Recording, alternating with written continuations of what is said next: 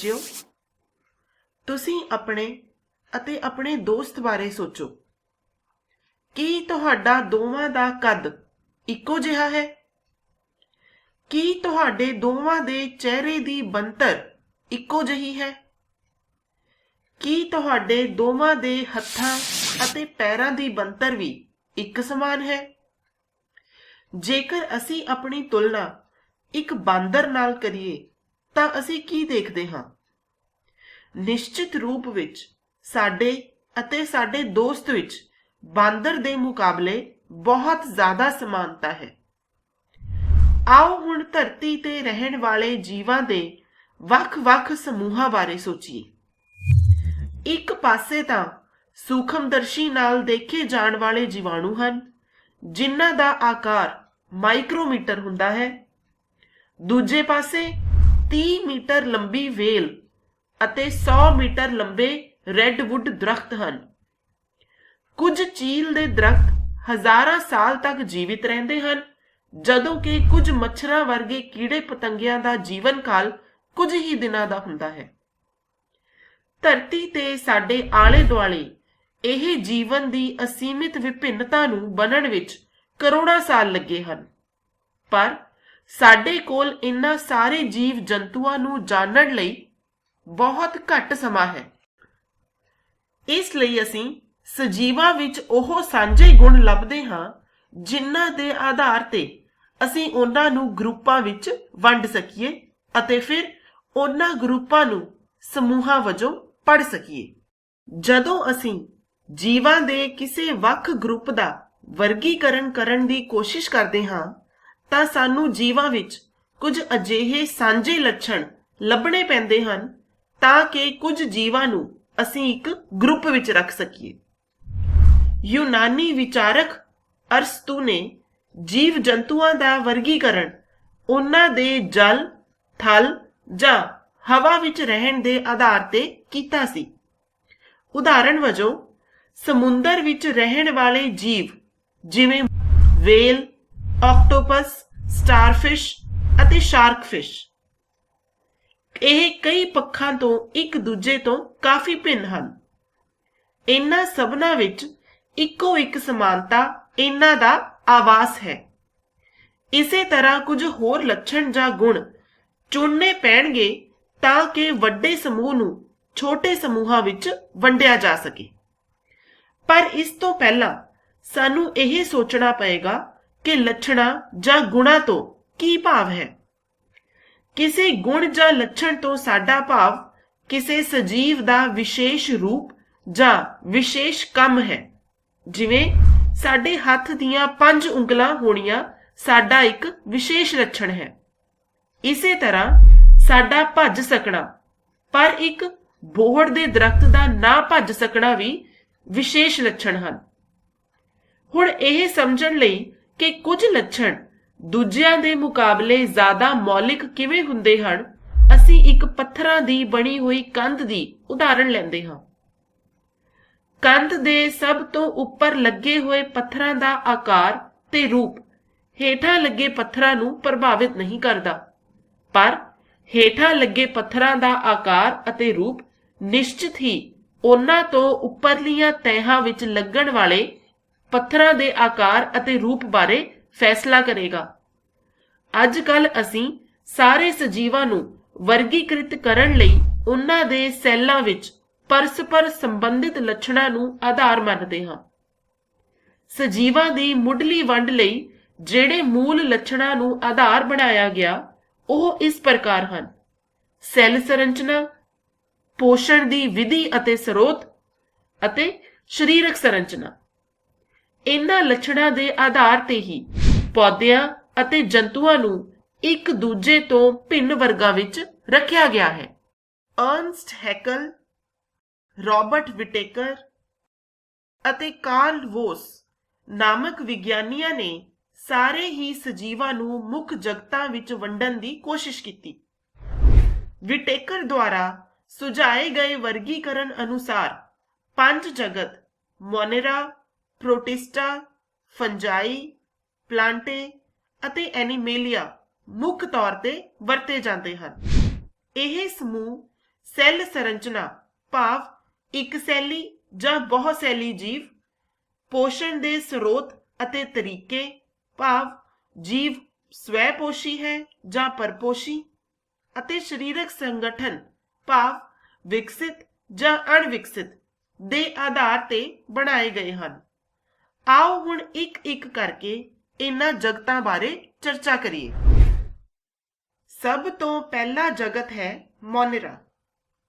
ਮੋਨਿਰਾ ਜਗਤ ਵਿਚਲੇ ਜੀਵ ਸੂਖਮ ਆਕਾਰ ਦੇ ਇੱਕ ਸੈਲੀ ਜੀਵ ਹਨ।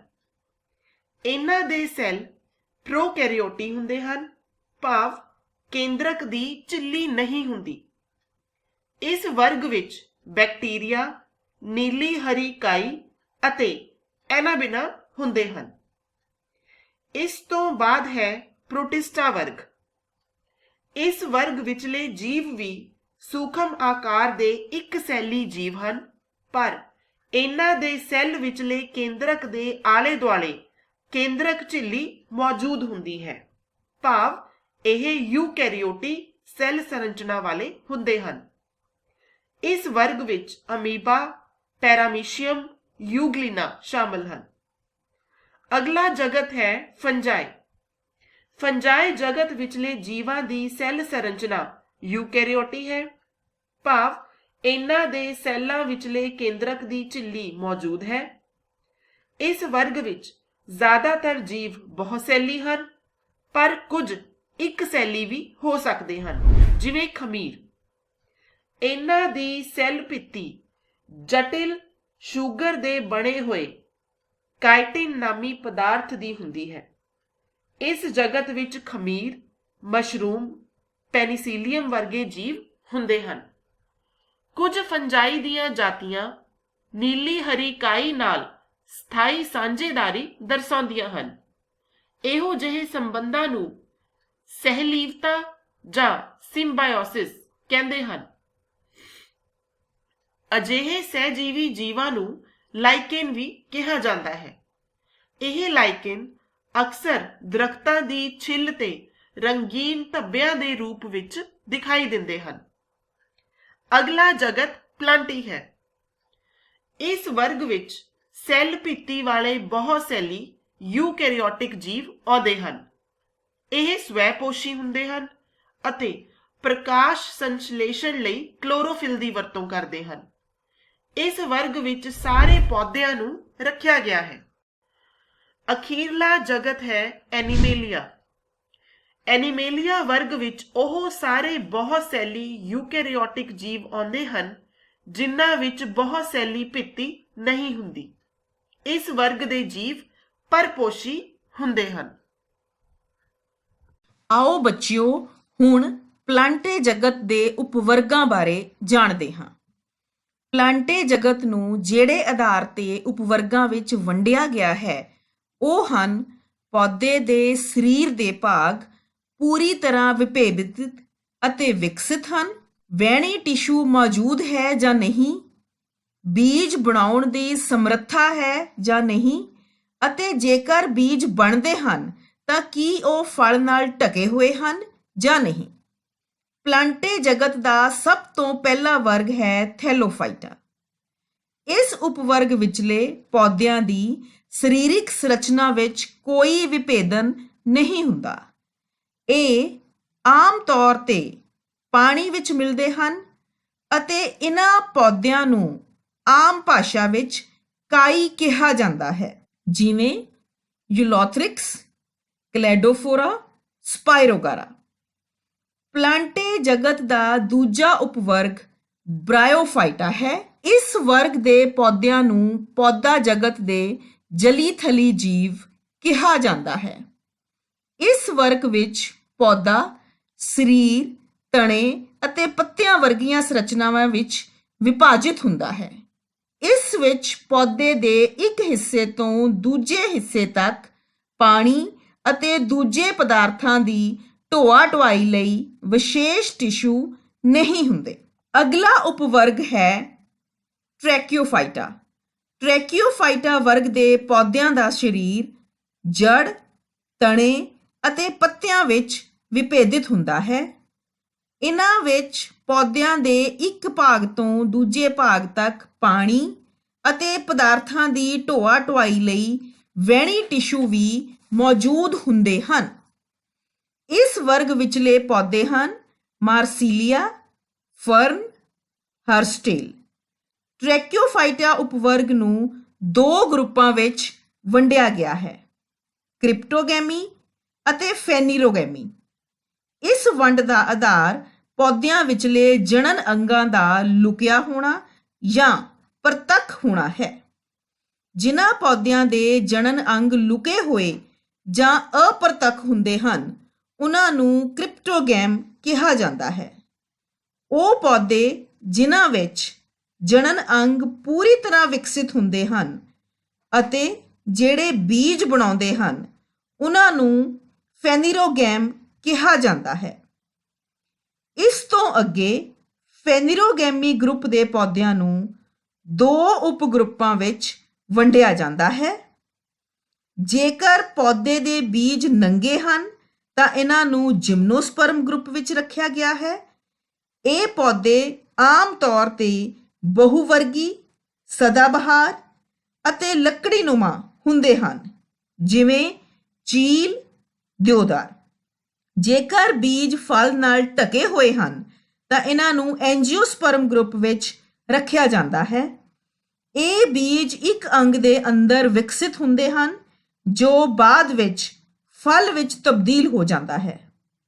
ਇਹਨਾਂ ਨੂੰ ਫੁੱਲਾਂ ਵਾਲੇ ਪੌਦੇ ਵੀ ਕਿਹਾ ਜਾਂਦਾ ਹੈ। ਬੀਜ ਦੀਆਂ ਕੁਝ ਸੰਰਚਨਾਵਾਂ ਹੁੰਦੀਆਂ ਹਨ ਜਿਨ੍ਹਾਂ ਨੂੰ ਬੀਜ ਪੱਤਰ ਕਿਹਾ ਜਾਂਦਾ ਹੈ। ਬੀਜ ਪੱਤਰਾਂ ਦੀ ਗਿਣਤੀ ਦੇ ਅਨੁਸਾਰ ਐਂਜੀਓਸਪਰਮ ਨੂੰ ਦੋ ਭਾਗਾਂ ਵਿੱਚ ਵੰਡਿਆ ਗਿਆ ਹੈ। ਜਿਹੜੇ ਪੌਦਿਆਂ ਦੇ ਬੀਜਾਂ ਵਿੱਚ ਇੱਕ ਬੀਜ ਪੱਤਰ ਹੁੰਦਾ ਹੈ, ਉਹਨਾਂ ਨੂੰ ਮੋਨੋਕੌਟ ਜਾਂ ਇੱਕ ਬੀਜ ਪੱਤਰੀ ਪੌਦੇ ਕਿਹਾ ਜਾਂਦਾ ਹੈ, ਅਤੇ ਜਿਹੜੇ ਪੌਦਿਆਂ ਦੇ ਬੀਜਾਂ ਵਿੱਚ ਦੋ ਬੀਜ ਪੱਤਰ ਹੋਣ, ਉਹਨਾਂ ਨੂੰ ਦੋ ਬੀਜ ਪੱਤਰੀ ਜਾਂ ਡਾਈਕੌਟ ਕਿਹਾ ਜਾਂਦਾ ਹੈ।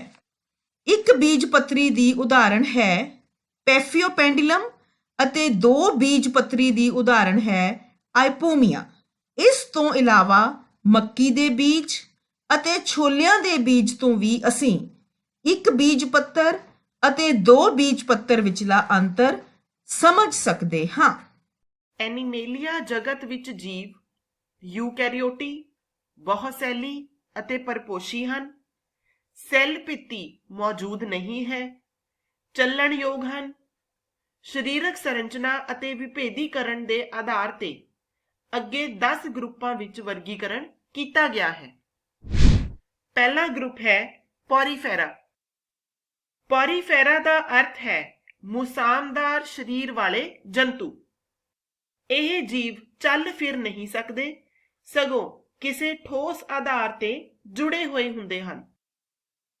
ਨਾਲੀ ਪ੍ਰਣਾਲੀ ਨਾਲ ਪੂਰੇ ਸਰੀਰ ਵਿੱਚ ਪਾਣੀ ਦਾ ਸੰਚਾਰ ਹੁੰਦਾ ਹੈ ਅਤੇ ਇਹ ਪਾਣੀ ਆਪਣੇ ਨਾਲ ਭੋਜਨ ਅਤੇ ਆਕਸੀਜਨ ਲੈ ਕੇ ਆਉਂਦਾ ਹੈ। ਇਹ ਜੰਤੂ ਇੱਕ ਬਾਹਰੀ ਕਠੋਰ ਪਰਤ ਜਾਂ ਪਿੰਜਰ ਨਾਲ ਢਕੇ ਹੁੰਦੇ ਹਨ। ਇਹਨਾਂ ਦੀ ਸਰੀਰਕ ਸੰਰਚਨਾ ਅਤਿਅੰਤ ਸਰਲ ਹੁੰਦੀ ਹੈ ਅਤੇ ਟਿਸ਼ੂ ਵਿਭੇਦਨ ਨਹੀਂ ਹੁੰਦਾ। ਇਹਨਾਂ ਨੂੰ ਆਮ ਤੌਰ ਤੇ ਸਪੰਜ ਦੇ ਨਾਂ ਨਾਲ ਜਾਣਿਆ ਜਾਂਦਾ ਹੈ। ਉਦਾਹਰਣ ਦੇ ਤੌਰ ਤੇ ਸਾਈਕਾਨ, ਯੂਪਲੈਕਟੇਲਾ ਅਤੇ ਸਪੰਜੀਲਾ। ਅਗਲਾ ਗਰੁੱਪ ਹੈ ਸਿਲੈਂਟਰੇਟਾ। ਇਹਨਾਂ ਦਾ ਸਰੀਰਕ ਸੰਗਠਨ ਟਿਸ਼ੂ ਪੱਧਰ ਦਾ ਹੁੰਦਾ ਹੈ। ਇਹਨਾਂ ਦੇ ਸਰੀਰ ਵਿੱਚ ਇੱਕ ਖੋੜ ਹੁੰਦੀ ਹੈ। ਇਹਨਾਂ ਦਾ ਸਰੀਰ ਸੈੱਲਾਂ ਦੀਆਂ ਦੋ ਤਹਿਾਂ ਨਾਲ ਢਕਿਆ ਹੋਇਆ ਹੁੰਦਾ ਹੈ। ਇਹਨਾਂ ਦੀਆਂ ਕੁਝ ਜਾਤੀਆਂ ਸਮੂਹਾਂ ਵਿੱਚ ਕਲੋਨੀ ਜੀਵਾਂ ਦੇ ਰੂਪ ਵਿੱਚ ਮਿਲਦੀਆਂ ਹਨ, ਜਿਵੇਂ ਕਿ ਕੋਰਲ, ਅਤੇ ਕੁਝ ਜਾਤੀਆਂ ਇਕੱਲੇ ਜੀਵਾਂ ਦੇ ਰੂਪ ਵਿੱਚ ਹੁੰਦੀਆਂ ਹਨ, ਜਿਵੇਂ ਹਾਈਡਰਾ, ਜੈਲੀਫਿਸ਼। ਤੀਸਰਾ ਗਰੁੱਪ ਹੈ ਪਲੇਟੀਹੈਲਮਿਨਥਸ। ਇਸ ਵਰਗ ਦੇ ਜੰਤੂਆਂ ਦੀ ਸਰੀਰਕ ਸੰਰਚਨਾ ਬਹੁਤ ਜਟਿਲ ਹੁੰਦੀ ਹੈ। ਇਹਨਾਂ ਦਾ ਸਰੀਰ ਦੋ ਪਾਸੀ ਸਮਮਿਤੀ ਬਾਈਲੇਟਰਲੀ ਸਿਮੈਟ੍ਰਿਕਲ ਵਾਲਾ ਹੁੰਦਾ ਹੈ ਭਾਵ ਸਰੀਰ ਦੇ ਖੱਬੇ ਅਤੇ ਸੱਜੇ ਪਾਸੇ ਦੀ ਸੰਰਚਨਾ ਸਮਾਨ ਹੁੰਦੀ ਹੈ। ਇਹਨਾਂ ਦਾ ਸਰੀਰਕ ਤ੍ਰਿਕੋਰਕ ਹੁੰਦਾ ਹੈ, ਜਿਸ ਤੋਂ ਭਾਵ ਹੈ ਕਿ ਇਹਨਾਂ ਦੇ ਟਿਸ਼ੂਆਂ ਦਾ ਵਿਭੇਦਨ ਸੈੱਲਾਂ ਦੀਆਂ 3 ਤਹਿਾਂ ਤੋਂ ਹੋਇਆ ਹੁੰਦਾ ਹੈ। ਸਰੀਰ ਉੱਪਰ ਤੋਂ ਹੇਠਾਂ ਵੱਲ ਚਪਟਾ ਹੁੰਦਾ ਹੈ। ਉਦਾਹਰਨ ਵਜੋਂ ਲੀਵਰ ਫਲੂਕ। ਅਗਲਾ ਗਰੁੱਪ ਹੈ ਨੈਮਾਟੋਡਾ। ਇਹ ਵੀ ਤ੍ਰਿਕੋਰਕ ਜੰਤੂ ਹਨ ਅਤੇ ਇਹਨਾਂ ਵਿੱਚ ਵੀ 2 ਪਾਸੀ ਸਮਮਿਤੀ ਪਾਈ ਜਾਂਦੀ ਹੈ। ਇਹਨਾਂ ਦਾ ਸਰੀਰ ਵੇਲਣਾਕਾਰ ਹੁੰਦਾ ਹੈ। ਇਹਨਾਂ ਵਿੱਚ ਟਿਸ਼ੂ ਤਾਂ ਹੁੰਦੇ ਹਨ ਪਰ ਅਸਲੀ ਅੰਗ ਨਹੀਂ ਬਣਦੇ, ਭਾਵੇਂ ਕਿ ਆਭਾਸੀ ਦੇਹ ਖੋੜ ਹੁੰਦੀ ਹੈ। ਉਦਾਹਰਨ ਵਜੋਂ ਐਲੀਫੈਂਟੀਐਸਿਸ ਰੋਗ ਕਰਨ ਵਾਲਾ ਫਾਈਲੇਰੀਆ ਕਿਰਮ ਜਾਂ ਅੰਤੜੀਆਂ ਵਿੱਚ ਮਿਲਣ ਵਾਲੇ ਗੋਲ ਕਿਰਮ। ਅਗਲਾ ਗਰੁੱਪ ਹੈ ਐਨੇਲਿਡਾ। ਐਨੇਲਿਡ ਜੰਤੂ ਵੀ ਤ੍ਰਿਕੋਰਕ ਅਤੇ 2 ਪਾਸੀ ਸਮਮਿਤੀ ਵਾਲੇ ਹੁੰਦੇ ਹਨ। ਇਹਨਾਂ ਵਿੱਚ ਅਸਲ ਦੇਹ ਖੋੜ ਹੁੰਦੀ ਹੈ। ਇਸ ਨਾਲ ਅਸਲ ਅੰਗ ਸਰੀਰਕ ਸੰਰਚਨਾ ਵਿੱਚ ਠੀਕ ਤਰ੍ਹਾਂ ਫਿੱਟ ਹੋਏ ਹੁੰਦੇ ਹਨ। ਪੂਰਾ ਸਰੀਰ ਬਹੁਤ ਸਾਰੇ ਹਿੱਸਿਆਂ ਜਾਂ ਖੰਡਾਂ ਵਿੱਚ ਵੰਡਿਆ ਹੁੰਦਾ ਹੈ। ਗੰਡੋਏ ਅਤੇ ਜੋਕਾਂ ਕੁਝ ਇਸ ਵਰਗ ਦੀਆਂ ਆਮ ਉਦਾਹਰਨਾਂ ਹਨ। ਆਰਥਰੋਪੋਡਾ ਇਹ ਜੰਤੂਆਂ ਦਾ ਸਭ ਤੋਂ ਵੱਡਾ ਵਰਗ ਹੈ। ਇਹ ਜੰਤੂ ਵੀ 2 ਪਾਸੀ ਸਮਮਿਤੀ ਵਾਲੇ ਅਤੇ ਖੰਡਿਤ ਹੁੰਦੇ ਹਨ। ਇਹਨਾਂ ਵਿੱਚ ਇੱਕ ਖੁੱਲੀ ਸੰਚਾਰ ਪ੍ਰਣਾਲੀ ਪਾਈ ਜਾਂਦੀ ਹੈ। ਇਹਨਾਂ ਵਿੱਚ ਜੋੜਦਾਰ ਲੱਤਾਂ ਹੁੰਦੀਆਂ ਹਨ। ਕੁਝ ਆਮ ਉਦਾਹਰਨਾਂ ਹਨ ਝੀਂਗਾ, ਤਿਤਲੀ, ਮੱਖੀ, ਮੱਕੜੀ, ਬਿੱਛੂ। ਅਗਲਾ ਗਰੁੱਪ ਹੈ ਮੋਲਸਕਾ। ਇਹਨਾਂ ਵਿੱਚ ਵੀ 2 ਪਾਸੀ ਸਮਮਿਤੀ ਹੁੰਦੀ ਹੈ।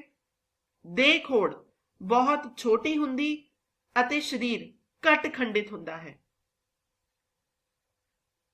ਖੁੱਲੀ ਸੰਚਾਰ ਪ੍ਰਣਾਲੀ ਅਤੇ ਮਲ ਤਿਆਗ ਲਈ ਗੁਰਦੇ ਵਰਗੀਆਂ ਰਚਨਾਵਾਂ ਪਾਈ ਜਾਂਦੀਆਂ ਹਨ। ਇੱਕ ਪੈਰ ਵਰਗੀ ਰਚਨਾ ਸਰੀਰ ਦੀ ਹਿਲਜੁਲ ਵਾਸਤੇ ਹੁੰਦੀ ਹੈ, ਜਿਵੇਂ ਘੋਗਾ ਅਤੇ ਸਿੱਪੀਆਂ। ਅਗਲਾ ਗਰੁੱਪ ਹੈ ਇਕਾਇਨੋਡਰਮੇਟਾ।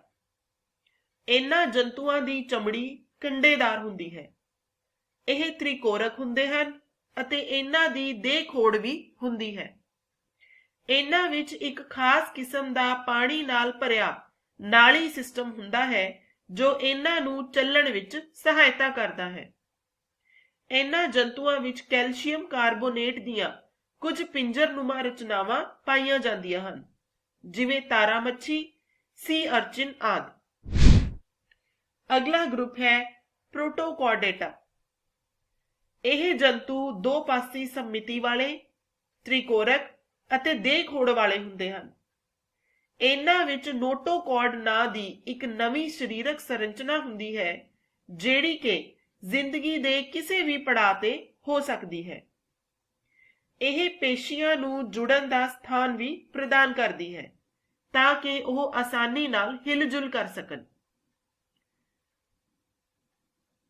ਬਿਲੈਨੋਗਲੋਸਸ, ਹਰਡਮੇਨੀਆ ਅਤੇ ਐਂਫੀਓਕਸਸ ਇਸ ਗਰੁੱਪ ਦੀਆਂ ਉਦਾਹਰਨਾਂ ਹਨ। ਵਰਟੀਬ੍ਰੇਟਾ। ਵਰਟੀਬ੍ਰੇਟਾ ਨੂੰ ਰੀੜ੍ਹਧਾਰੀ ਜੰਤੂ ਵੀ ਕਿਹਾ ਜਾਂਦਾ ਹੈ। ਰੀੜ੍ਹਧਾਰੀ ਜੰਤੂ 2 ਪਾਸੀ ਸਮਮਿਤੀ ਵਾਲੇ, ਤ੍ਰਿਕੋਰਕ, ਦੇਹ ਖੋੜ ਵਾਲੇ, ਖੰਡਿਤ ਸਰੀਰਕ ਰਚਨਾ ਵਾਲੇ ਅਤੇ ਅੰਗਾਂ ਅਤੇ ਟਿਸ਼ੂਆਂ ਵਿੱਚ ਜਟਿਲ ਵਿਭੇਦਨ ਰੱਖਣ ਵਾਲੇ ਪ੍ਰਾਣੀ ਹਨ। ਸਾਰੇ ਰੀੜ੍ਹਧਾਰੀਆਂ ਵਿੱਚ ਨੋਟੋਕੌਰਡ ਹੁੰਦੀ ਹੈ, ਪਿਠਲੀ ਨਾੜੀ ਕਾਰਡ ਹੁੰਦੀ ਹੈ, ਤ੍ਰਿਕੋਰਕ ਹੁੰਦੇ ਹਨ, ਜੁੜਵੀਆਂ ਗਲਫੜਾ ਥੈਲੀਆਂ ਹੁੰਦੀਆਂ ਹਨ, ਦੇਹ ਖੋੜ ਹੁੰਦੀ ਹੈ। ਰੀੜ੍ਹਧਾਰੀ 5 ਕਲਾਸਾਂ ਵਿੱਚ ਵੰਡੇ ਗਏ ਹਨ। ਪਾਈਸਿਸ। ਇਸ ਵਿੱਚ ਮੱਛੀਆਂ ਸ਼ਾਮਲ ਹਨ। ਚਮੜੀ ਸਕੇਲਾਂ ਜਾਂ ਪਲੇਟਾਂ ਨਾਲ ਢਕੀ ਹੁੰਦੀ ਹੈ। ਇਹ ਠੰਡੇ ਲਹੂ ਵਾਲੇ ਪ੍ਰਾਣੀ ਹੁੰਦੇ ਹਨ ਅਤੇ ਦਿਲ 2 ਖਾਨਿਆਂ ਵਾਲਾ ਹੁੰਦਾ ਹੈ। ਮੱਛੀਆਂ ਕਈ ਤਰ੍ਹਾਂ ਦੀਆਂ ਹੋ ਸਕਦੀਆਂ ਹਨ। ਕਈਆਂ ਦਾ ਪਿੰਜਰ ਸਿਰਫ ਪਸਲੀ ਦਾ ਬਣਿਆ ਹੁੰਦਾ ਹੈ, ਜਿਵੇਂ ਕਿ ਸ਼ਾਰਕਫਿਸ਼, ਜਦੋਂ ਕਿ ਕੁਝ ਮੱਛੀਆਂ ਵਿੱਚ ਪਿੰਜਰ ਹੱਡੀ ਅਤੇ ਪਸਲੀ ਦੋਹਾਂ ਦਾ ਬਣਿਆ ਹੁੰਦਾ ਹੈ, ਜਿਵੇਂ ਕਿ ਟੂਨਾ ਅਤੇ ਰੋਹੂ ਮੱਛੀ। ਐਮਫੀਬੀਆ ਜਾਂ ਜਲੀ ਥਲੀ ਜੀਵ। ਇਹਨਾਂ ਜੰਤੂਆਂ ਵਿੱਚ ਦਿਲ ਦੇ 3 ਖਾਨੇ ਹੁੰਦੇ ਹਨ ਅਤੇ ਸਕੇਲ ਨਹੀਂ ਹੁੰਦੇ। ਸਾਹ ਕਿਰਿਆ ਗਲ ਫੜਿਆਂ ਜਾਂ ਫੇਫੜਿਆਂ ਰਾਹੀਂ ਹੁੰਦੀ ਹੈ। ਇਹ ਅੰਡੇ ਦਿੰਦੇ ਹਨ। ਇਹ ਜੰਤੂ ਪਾਣੀ ਵਿੱਚ ਅਤੇ ਧਰਤੀ ਤੇ ਦੋਨੋਂ ਥਾਵਾਂ ਤੇ ਮਿਲਦੇ ਹਨ, ਜਿਵੇਂ ਡੱਡੂ, ਟੋਡ ਅਤੇ ਸੈਲਾਮੈਂਡਰ। ਰੈਪਟੀਲੀਆ। ਇਹ ਠੰਡੇ ਲਹੂ ਵਾਲੇ ਜੰਤੂ ਹਨ। ਇਹ ਫੇਫੜਿਆਂ ਰਾਹੀਂ ਸਾਹ ਲੈਂਦੇ ਹਨ। ਇਹਨਾਂ ਵਿੱਚ 3 ਖਾਨਿਆਂ ਵਾਲਾ ਦਿਲ ਹੁੰਦਾ ਹੈ, ਪਰ ਮਗਰਮੱਛ ਦੇ ਦਿਲ ਦੇ 4 ਖਾਨੇ ਹੁੰਦੇ ਹਨ। ਇਹ ਮੋਟੀ ਅਤੇ ਮਜ਼ਬੂਤ ਪਰਤ ਵਾਲੇ ਅੰਡੇ ਦਿੰਦੇ ਹਨ, ਜਿਵੇਂ ਸੱਪ, ਕੱਛੂ-ਕੁੰਮੇ, ਕਿਰਲੀਆਂ ਅਤੇ ਮਗਰਮੱਛ। ਏਵੀਜ਼। ਇਹ ਸਮਤਾਪੀ ਜੰਤੂ ਹਨ ਅਤੇ ਇਹਨਾਂ ਦਾ ਦਿਲ 4 ਖਾਨਿਆਂ ਵਾਲਾ ਹੁੰਦਾ ਹੈ। ਇਹਨਾਂ ਦੀਆਂ 2 ਅਗਲੀਆਂ ਲੱਤਾਂ ਉੱਡਣ ਵਾਸਤੇ ਪਰਾਂ ਵਿੱਚ ਬਦਲ ਜਾਂਦੀਆਂ ਹਨ। ਇਹ ਫੇਫੜਿਆਂ ਰਾਹੀਂ ਸਾਹ ਲੈਂਦੇ ਹਨ। ਸਾਰੇ ਪੰਛੀਆਂ ਨੂੰ ਇਸੇ ਸ਼੍ਰੇਣੀ ਵਿੱਚ ਰੱਖਿਆ ਗਿਆ ਹੈ, ਜਿਵੇਂ ਕਬੂਤਰ, ਚਿੜੀ, ਕਾਂ, ਸ਼ੁਤਰਮੁਰਗ ਆਦਿ। ਮੈਮੇਲੀਆ ਜਾਂ ਥਣਧਾਰੀ ਜੀਵ। ਥਣਧਾਰੀ ਜੀਵ ਗਰਮ ਖੂਨ ਵਾਲੇ ਜੰਤੂ ਹਨ। ਇਹਨਾਂ ਦੇ ਦਿਲ ਦੇ 4 ਖਾਨੇ ਹੁੰਦੇ ਹਨ।